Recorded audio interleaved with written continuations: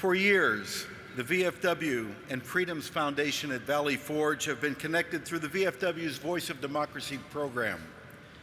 Every June, the top 53 department winners from across the 50 United States and from overseas areas in Europe and Pacific come together at Freedoms Foundation at Valley Forge to participate in the Spirit of America Youth Leadership Program, a transformative 4-day program that immerses and engages high school students with the first principles of freedom. For more than 75 years, the VFW has remained committed to educating young Americans on the importance of patriotism and freedom, ideals that clearly and proudly align with Freedom's Foundation's mission to educate our nation's youth and educators on our rights and responsibilities as citizens. Our next guest, David Harmer, serves as the president and CEO of Freedom's Foundation at Valley Forge. We salute him for continuing to create and build an understanding of the spirit and philosophy behind the United States Constitution and the Bill of Rights. Let's give a warm welcome to the president and CEO of Freedom's Foundation at Valley Forge, Mr. David Harmer.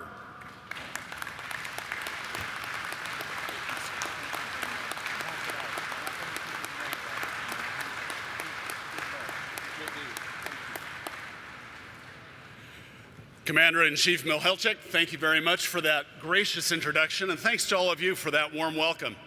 Let me give a quick shout out to Megan and James from the National Office for receiving me so warmly and escorting me safely here, and to Lynn Rolfe and Kevin Jones, who've been indispensable partners in our collaboration. Among the many worthy purposes of the VFW is to provide citizenship education as part of your community service mission. We at Freedom's Foundation at Valley Forge are honored to be your partners in that endeavor. I've been invited this morning to take just a couple of minutes to let those of you who may not know about Freedom's Foundation at Valley Forge to help you understand what we do and how we partner with you to advance these purposes. To set the table for this discussion, come back with me to the darkest days of the American Revolution. Now, you remember the revolution started with great fanfare. In April of 1775, immediately following the massacre on Lexington Green, the Minutemen began pouring in from the Massachusetts countryside. And at the bridge in Concord, Massachusetts, was fired the shot heard around the world. Great Britain was the mightiest military on the face of the planet at the time, ruled the oceans with its navy. The Redcoats were a formidable army, and yet these barely trained militia who were fighting for their own homes and lands, their families and their freedoms, gathered and against all odds sent the Redcoats running. They ran all the way back to Boston. There followed the siege, the Battle of Bunker Hill, and lo and behold, the British left. There was great optimism that the revolution would succeed within months. But what followed was 8 years of a long, arduous struggle. And 2.5 years after that initial shot, the revolution had turned into one long string of defeats and retreats.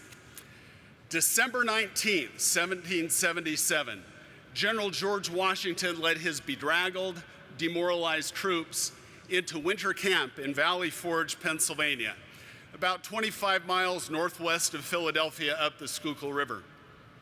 They had lost at Germantown, they had lost at Brandywine, they had lost Philadelphia, the seat of the Continental Congress, which had fled inland to York, Pennsylvania. The men were hungry. They did not have enough to eat. They were cold. Many lacked boots or shoes. Many wore only rags on their feet. The men lacked coats. Many were warmed only by simple shawls.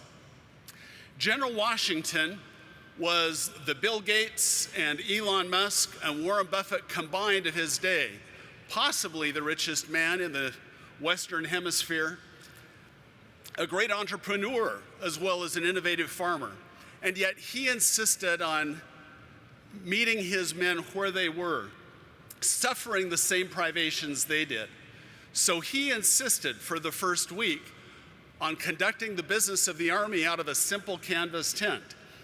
But heavy snows, especially on Christmas Day, made that impractical. And so reluctantly, he agreed to move into a home, the Isaac Potts home, which was acquired for use at fair market value, unprecedented in the history of warfare. 11,000 men marched into Valley Forge.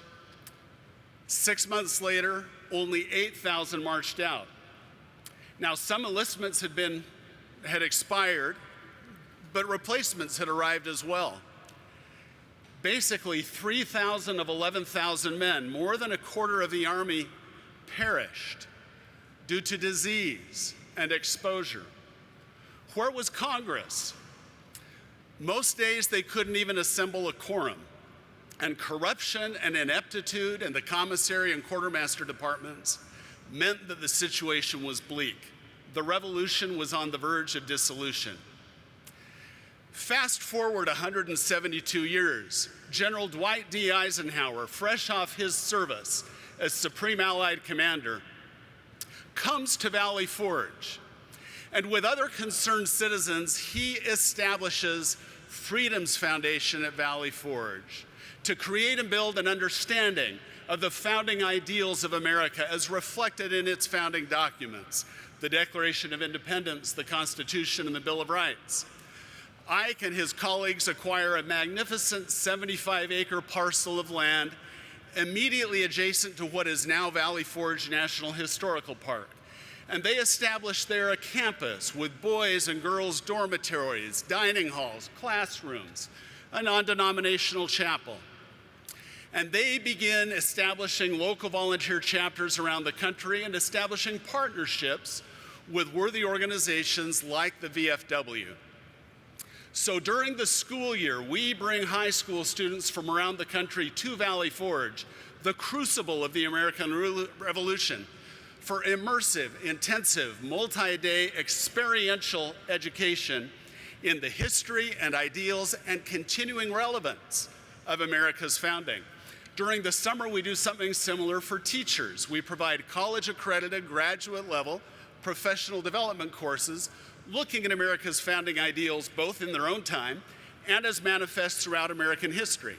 Among our partners in this endeavor is the Medal of Honor Society. There are only 67 living recipients of the Congressional Medal of Honor, the nation's highest award for valor in action against an enemy force. Every summer, living recipients come to Valley Forge to help us inspire in the rising generation and their teachers an appreciation of the price that has been paid for the liberty and prosperity and security that they've been bequeathed. Now, why would all this be based in Valley Forge, where there was so much suffering?